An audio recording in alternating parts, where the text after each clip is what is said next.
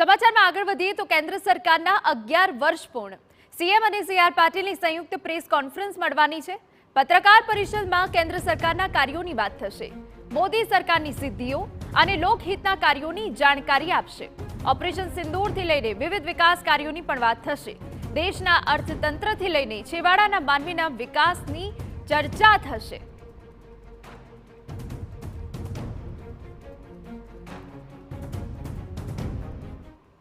तो संपूर्ण विगते बात करवा माटे अमरा पॉलिटिकल एडिटर किंजल मिश्रा जोड़ाई गया है। किंजल, केंद्र सरकारना 11 वर्ष पूर्ण थया छे। एक संयुक्त प्रेस कॉन्फ्रेंस सीएम અને સીઆર પાટીલની મળવાની છે। કયા મુદ્દાઓને આવરી લેવામાં આવશે? बिल्कुल गत वर्षे 9 जूने वडाप्रधान तरीके सतत त्रीजी वखते नरेंद्र मोदीए शपथ लीधा हता। त्यारे 11 वर्ष जे छे मोदी सरकारना केंद्र सरकारना तेनी उजवणी छे ते चाली रही छे। जे थीम हती आप जुओ के गईकाले ज्यारे भाजप राष्ट्रीय प्रमुख जेपी नड्डा द्वारा प्रेस कॉन्फरन्स करवामां आवी हती, आजे गुजरातमां प्रेस कॉन्फरन्सनुं आयोजन कमलम पर करवामां आव्युं छे। खास करीने भाजप द्वारा हमेशा वात करवामां आवी छे सेवा, सुशासन अने गरीब कल्याणनी। तो आजे 11 वर्ष छे। आ 11 वर्षमां केवा प्रकारना काम थया छे तेनी વાત એક રંગોળીના માધ્યમથી પણ અહીંયા મૂકવામાં આવી છે।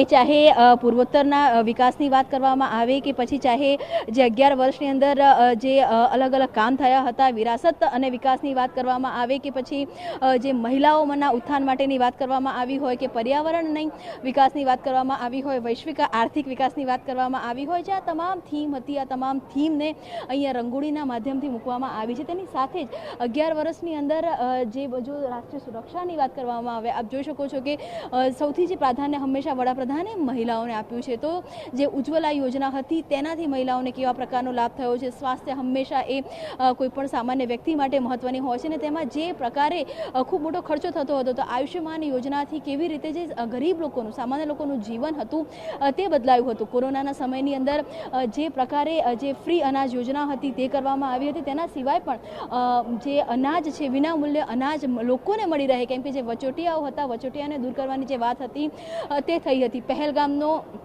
પરનો જે હુમલો થયો અને ત્યારબાદ જે ઓપરેશન સિંદૂર થયું, તો તે જે વાત છે તે મૂકવામાં આવી છે। આ 11 વર્ષની અંદર જે વાત કરવામાં આવે તો કાશી વિશ્વનાથના વિકાસની વાત હોય કે પછી ધાર્મિક મંદિર અને કોરિડોરની વાત હોય, આ તમામ જે મુદ્દાઓ છે તેને મૂકવામાં આવ્યા છે।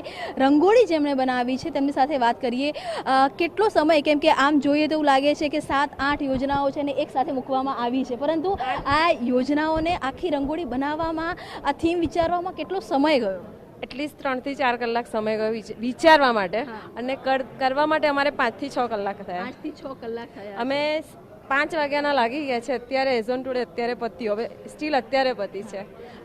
આપ કલાકાર છો ને સ્વાભાવિક છે કે અનેક જગ્યા પર અલગ અલગ થીમ ઉપર આપ રંગોળી બનાવતા હશો, પરંતુ જ્યારે કેન્દ્ર સરકારે જે કામ કર્યા છે, 11 વર્ષનો શોકેસ મૂકવાનો હતો, આ કેટલું મહત્વનું હતું? આ બહુ જ ઇમ્પોર્ટન્ટ છે, કેમ કે ભાજપ સરકારે જ્યારથી સત્તા પર આવી છે ત્યારથી પ્રોગ્રેસ છે, અને પ્રોગ્રેસ ઘણો બધો છે બતાવવા માટે બી આજે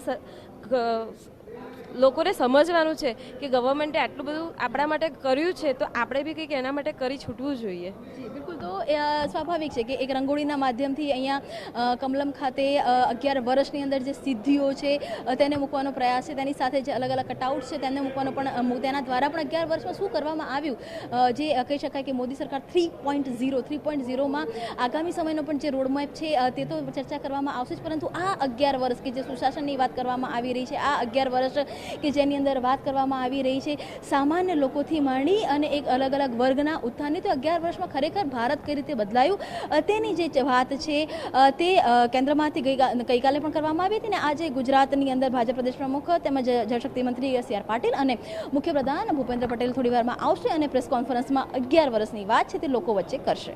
બિલકુલ આભાર કિંજલ, તમામ વિગતો બદલ। તો આપે દ્રશ્યોમાં જોયું કે જ્યાં વિશાળ રંગોળી કરવામાં આવી છે, જેમાં કેન્દ્ર સરકારની યોજનાઓને પણ આવરી લેવામાં આવી છે।